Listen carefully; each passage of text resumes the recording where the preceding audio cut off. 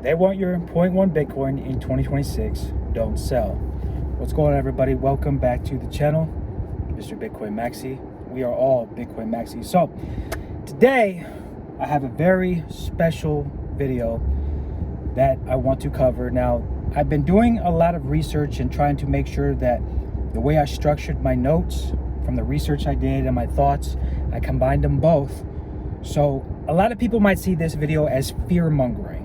Okay, but however, it's not fear mongering. It's what I've noticed on chain and what the news is selling us, and I've combined it into these notes. Now, institutions, all right, they don't want you to have even .1 Bitcoin, not even .1. Now, the real game is surviving the psychological attacks. Now, today, folks, I'm going to break down and cover their playbook and how you don't fall for it. Now, if you're holding .1 or stacking toward it, this channel, especially this video, is for you. Now, let's talk about why 2026 is different, all right? Now, this is not the 2017 or 2021 market price. It's no longer driven by retail leverage, meme cycles, altcoin rotations. Now, 2026 is a flow-driven market, okay? ETFs, pensions, sovereign, and institutional allocators, okay? Volatility now comes from capital flows, not hype, all right? So something else I want to cover is refining the institutional trap. Now, this is a big thing that I wanted to cover. Now, institutions cannot buy Bitcoin like retail, okay? They need liquidity. They need weak hands. Now, the goal is not price appreciation short term, okay? The goal is to induce fear, trigger doubt, force distribution from small holders. And they're doing a good job at it. Now, if everybody's noticed, everything right now, the eyes are on gold and silver. Everything when it comes to Bitcoin is negative. Everything that you see when it comes to Bitcoin has always, in my opinion, been negative when it comes to the news. And that's the way that they want to project and sell it. Now, if you were, for all those people that remember Silk Road, right?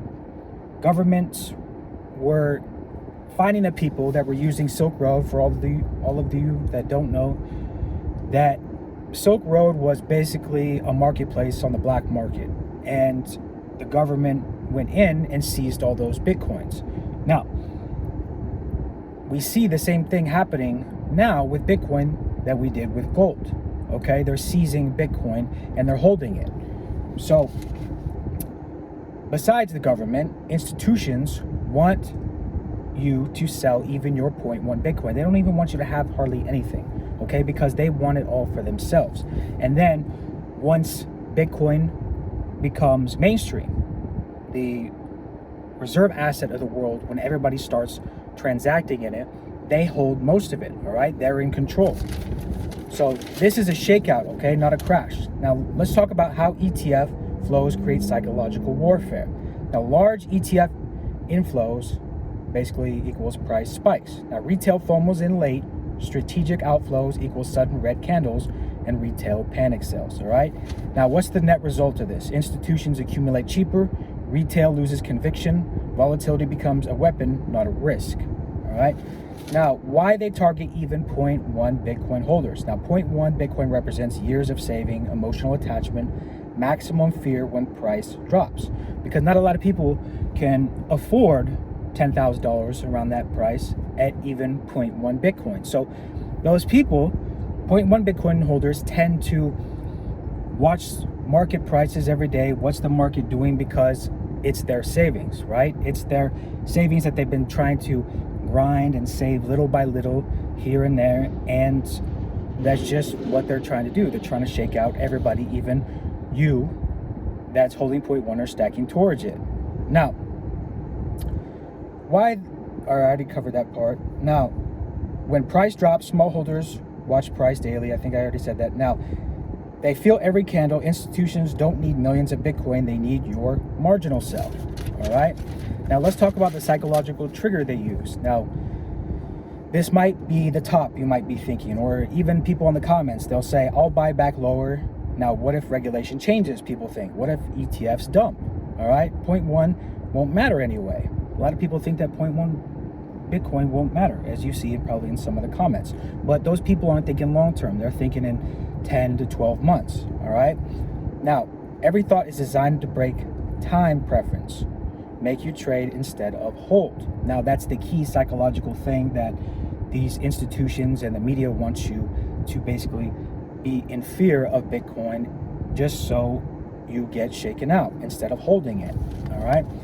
And also, these price videos that you see every day, well, what's the market price doing today? I see a lot of these videos that are popular. I mean, it's good for entertainment purposes, but it's not going to get you into a long-term mindset that you need to be able to hold Bitcoin. All right, Bitcoin is a get rich slow game. All right, as I said in my previous videos. So how you win? All right, how do you win in this Bitcoin game, in this trying to build wealth with Bitcoin game? Now, stop thinking in price, okay? Think in ownership. Now, measure wealth in Bitcoin, not US dollars.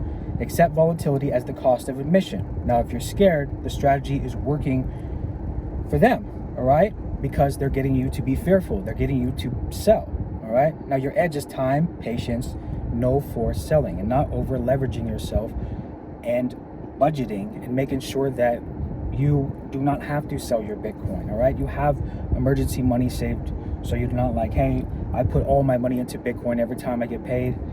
Something happened with my car, now I gotta be forced to sell my Bitcoin, all right? Slow and steady wins the race, all right? As in the military, as we said, slow is smooth, smooth is fast, all right? So let's reframe volatility. Now, red candles, a lot of people think it's failure, right? People don't want to see red candles. We're conditioned to see red on the price chart and we get scared. Now, red candles equal distribution attempt, okay? Now, if Bitcoin was dead, this is the key takeaway of this video I want you to understand. If Bitcoin was dead, institutions wouldn't be here. Michael Saylor wouldn't be buying constantly as he is, and he's buying a ton of it, and he's not stopping, all right?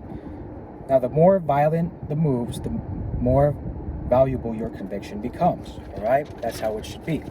So I want to come on and make this video. I hope it's been very helpful for you all.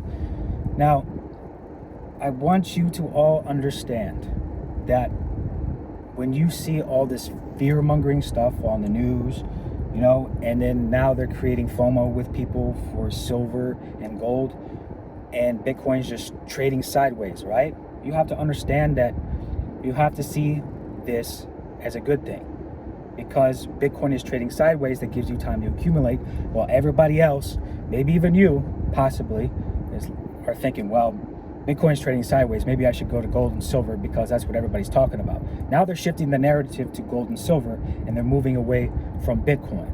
But you have to think about that, because now the focus is on, like I said, gold and silver, when the smart people are looking over here at Bitcoin, all right?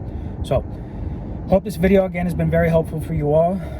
I am Mr. Bitcoin Maxi. We are all Bitcoin Maxis. Stack sats, stay free, stay humble, and I will see you all in the next video, and I hope you all have a good day.